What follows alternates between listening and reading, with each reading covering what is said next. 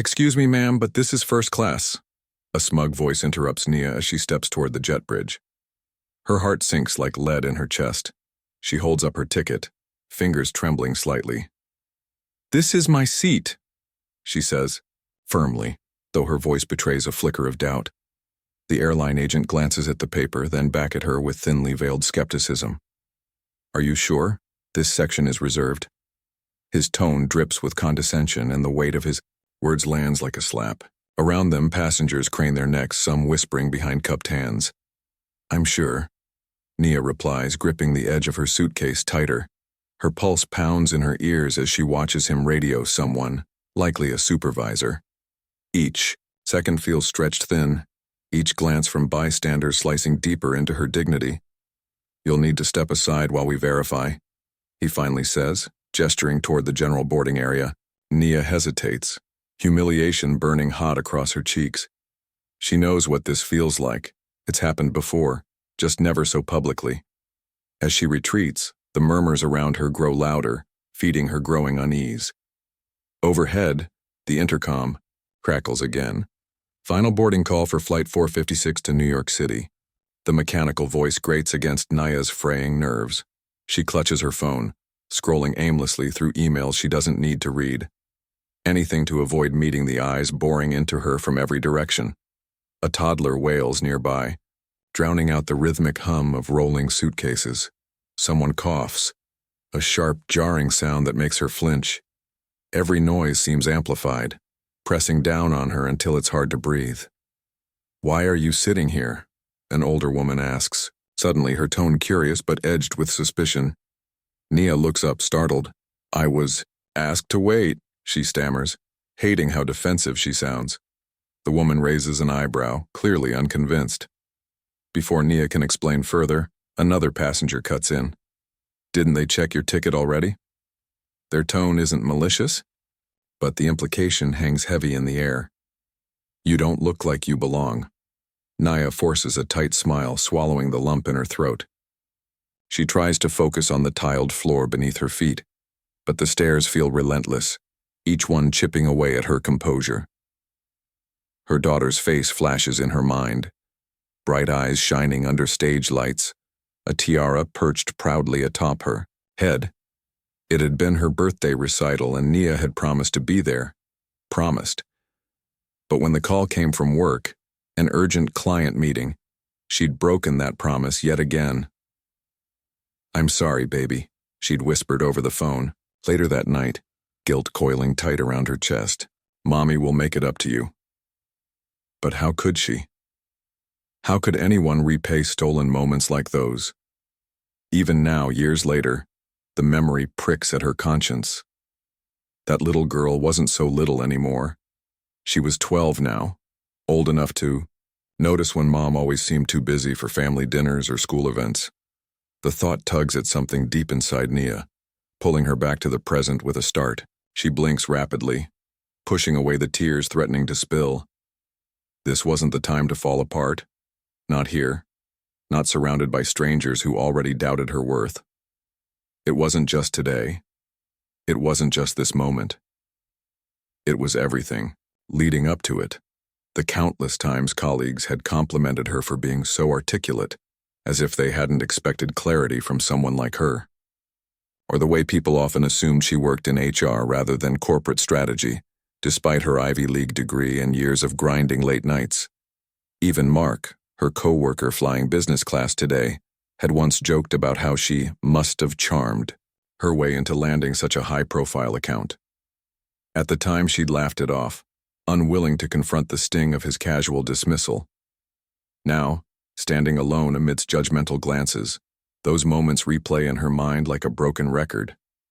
Each one chips away at her confidence, making her question whether she truly belongs, not just on this flight, but in the world she's fought so hard to claim. Yet even as doubt creeps in, a spark of defiance flickers within her. She refuses to let them win, not completely, not yet. Ma'am, could you step aside? The TSA agent's voice cuts through the chaos of Gate 37, sharp and unyielding. Nia stiffens, her grip tightening on her carry-on bag. She'd already been flagged once. Now it felt like they were searching for an excuse to question her presence entirely.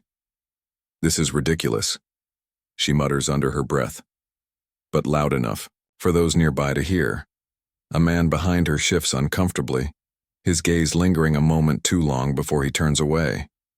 "Just routine," the agent says with a dismissive wave, though his tone suggests otherwise. He rifles through her belongings, carelessly pulling out papers and folders that clearly mark her as a corporate executive. Yet none of it seems to matter. "Do these look like cleaning supplies?" Nia snaps, pointing at the documents sprawled across the inspection table. Her voice trembles, not from fear, but anger.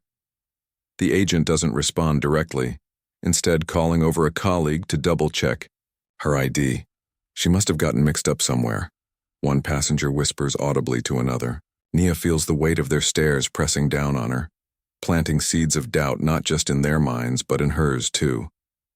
As the process drags on, frustration builds inside her like a storm cloud ready to burst. But she knows better than to lash out. It would only confirm whatever biases they already held against her. Still, every second chips away at her composure. Nia spots him almost immediately when she finally steps back into the boarding area. Mark, her coworker, seated comfortably, in business class despite being part of the same team. His eyes meet hers briefly, then dart away as if avoiding contact might absolve him of guilt. A middle-aged woman approaches Nia, frowning. "Are you sure this is your flight? You seem confused." "I'm sure," Nia replies curtly, her patience wearing thin. The woman shrugs, glancing toward Mark as though seeking validation. "Isn't that your colleague?" she asks pointedly, nodding in Mark's direction. Nia hesitates, unsure how to respond. Before she can speak, Mark leans further into his seat, pretending to scroll through emails on his phone. The message is clear. He won't acknowledge her. Not here, not now. Her jaw tightens, humiliation twisting into something sharper, more painful. It wasn't just about Mark. It was about what his silence represented, the ease with which people could distance themselves from discomfort, leaving others to bear the brunt alone. Is there a problem here? Claire, the flight attendant, arrives with an air of superiority, her clipboard clutched tightly against her chest.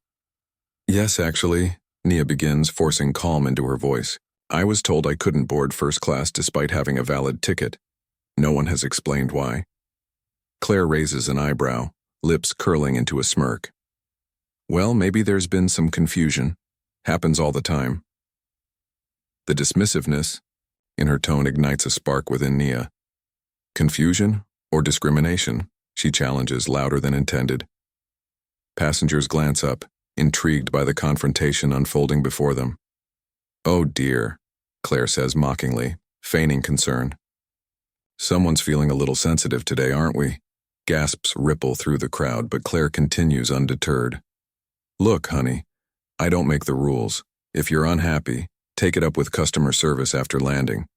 Nia clenches her fists, biting back a retort. Every word Claire utters drips with condescension, designed to belittle and undermine. "You think I haven't dealt with women like you before?" Nia fires back, surprising even herself with the venom in her voice. Claire's expression falters, for a split second, but she quickly recovers, turning on her heel without another word. Still, the damage is done. The exchange leaves Nia rattled, her confidence shaken yet again. "You handled that well," comes a soft voice beside her. Nia turns to find Mrs. Davis watching her intently, her weathered face lined with wisdom earned through decades of struggle. "Thank you," Nia murmurs, though the compliment feels hollow given the circumstances. Mrs. Davis sighs deeply, leaning closer. "Let me tell you something, child. Back in my day, we didn't have the luxury of speaking up like you did. They'd have had me fired or worse, for even looking at someone sideways." Her words hang heavy in the air, carrying the weight of experiences Nia can barely imagine. "They told me I wasn't qualified for promotions no matter how hard I worked, said my accent made clients uncomfortable. Can you believe that?" Mrs. Davis chuckles bitterly, shaking her head. Nia listens silently, absorbing every syllable. For the first time since arriving at the gate, she feels less alone. It gets better, Mrs. Davis adds gently, placing a reassuring hand on Nia's arm. But it takes fight, don't let them break you. Excuse me, a man interrupts, holding out a crumpled napkin.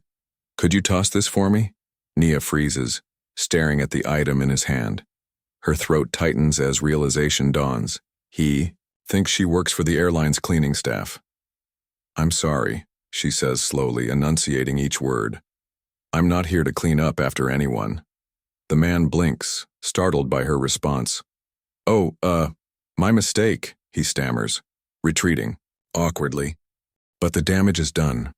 Another layer of dignity stripped away, another reminder that no matter how far she climbs, certain assumptions will always follow her.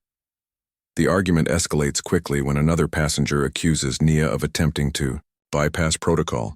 Voices rise, tempers flare, and soon the entire terminal seems embroiled in chaos. Do you know her?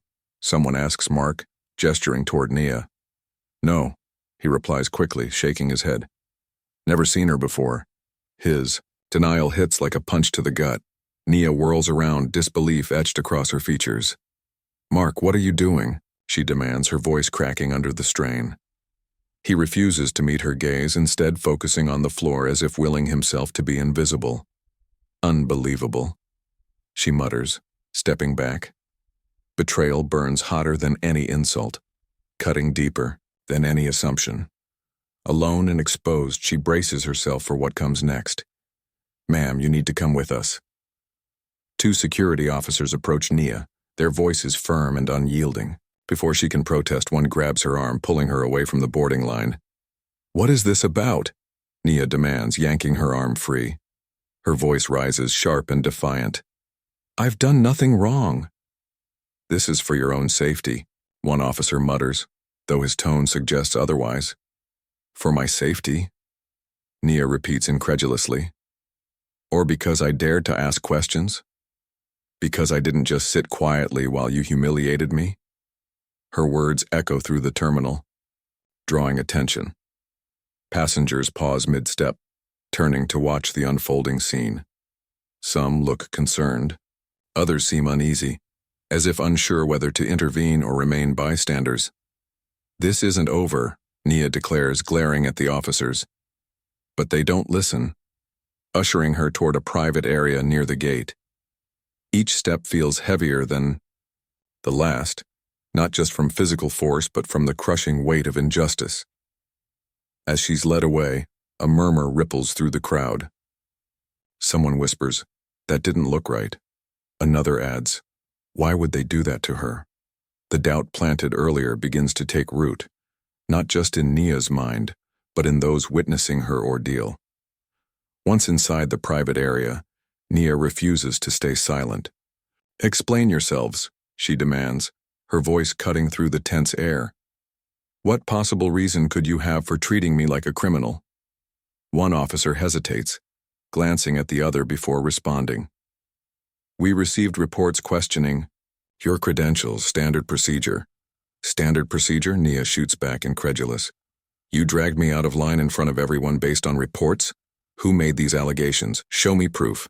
Her raised voice carries into the terminal, prompting more passengers to gather nearby. A young woman peers around the corner, whispering to her companion, "This doesn't seem fair." "She has a point," an older man agrees, shaking his head. "They shouldn't treat people this way without evidence." The growing unrest unsettles the officers, who exchange nervous glances. One attempts to placate Nia. "If there's been a mistake, we'll sort it out after takeoff." "No," Nia counters sharply. "You'll sort it out now. Right here, in front of everyone." Her defiance sparks murmurs of agreement among the onlookers, their unease shifting toward outrage. Just as tensions reach a boiling point, a supervisor arrives, holding a tablet displaying security footage. "We reviewed the tapes," he announces, scanning the room. "It appears someone flagged Miss Johnson's profile intentionally." Nia's heart skips a beat. "Who?" she asks, her voice trembling with a mix of anger and disbelief. The supervisor hesitates, then reluctantly reveals the truth. A coworker traveling on the same flight submitted the report. Gasps ripple through the crowd. Nia's mind races, piecing together the betrayal. She locks eyes with Mark, who stands frozen near. The gate guilt written all over his face. You? She whispers, her voice barely audible yet heavy with accusation. Mark shifts uncomfortably, avoiding eye contact. I thought it was protocol. He stammers, clearly grasping at straws. Protocol? Nia repeats, her voice rising once more. You sabotaged me because you couldn't handle seeing me succeed where you failed. The crowd erupts in murmurs, some openly condemning Mark's actions. That's disgusting, one passenger mutters. Another adds, how could anyone stoop so low? The revelation cuts deeper than any insult. This wasn't just systemic racism. It was personal sabotage fueled by jealousy and bias. Amid the chaos, Mrs. Davis steps forward, her presence commanding respect. Enough, she declares, raising her voice above the din. This woman deserves justice, not excuses. Her words resonate, silencing the murmurs. She turns to the gathered passengers. How many times have we stood by while people like her are mistreated? Today we say no more. Cheers erupt from the crowd, their frustration transforming into solidarity. She's right, a man calls out. We need to stand up for what's right. Mrs. Davis places a reassuring hand on Nia's shoulder. You're not alone, child. We've got your back. For the first time since the ordeal began, Nia feels a flicker of hope. A sense that change might be possible, even in the face of overwhelming odds. Inspired by Mrs. Davis, several passengers step forward, voicing their support. Let her board, one insists. This is unacceptable. Another adds, if she's not allowed on this flight, none of us will board. The collective resistance forces airline staff to reconsider their actions. Faced with mounting pressure, the supervisor relents. Ms. Johnson, please proceed to your seat, he says begrudgingly. Though the immediate crisis eases, the lingering tension underscores the larger battle ahead, one that extends far beyond this airport. The moment Nia steps off the plane, she knows silence isn't an option. She pulls out her phone and begins drafting a formal complaint against the airline, detailing every injustice she endured, from being denied boarding to the public humiliation orchestrated by their staff. This can't happen again, she mutters under her breath, her fingers flying across the screen. Each word feels like a small act of defiance, reclaiming the dignity stripped away during those harrowing hours at the gate. Submitting the complaint doesn't bring immediate relief. Instead, it stirs up fresh anxiety. Will they even take her seriously? Or will her voice be drowned out by corporate indifference? Her thoughts are interrupted by a call from HR at her company. We heard about your experience, the representative says cautiously. How can we support you? For now, their concern feels hollow, more performative than genuine, but it's enough to keep her going. As days pass, news outlets pick up her story, shining a spotlight on systemic bias within the aviation industry. The media attention amplifies her voice, turning what could have been a private grievance into a public reckoning.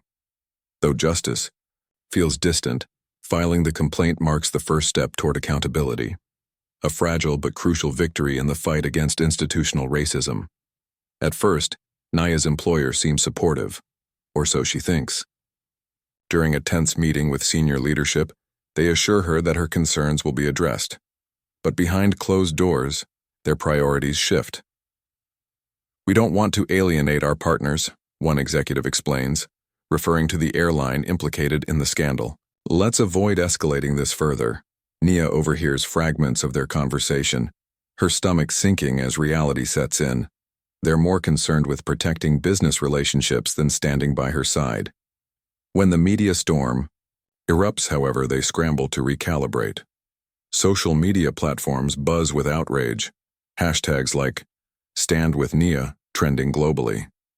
Customers threaten boycotts, demanding answers from both the airline and Nia's company. Facing mounting pressure, executives issue a public apology, acknowledging their initial misstep. We failed to advocate for our employee when she needed us most, the statement reads. Moving forward, we commit to fostering a workplace rooted in equity and respect. While the apology offers some vindication, Nia remains skeptical. She knows words alone won't dismantle deeply ingrained biases, but perhaps they'll plant seeds for change. In the weeks following the incident, Nia finds solace in action. Inspired by Mrs. Davis's unwavering resilience, she decides to channel her pain into purpose.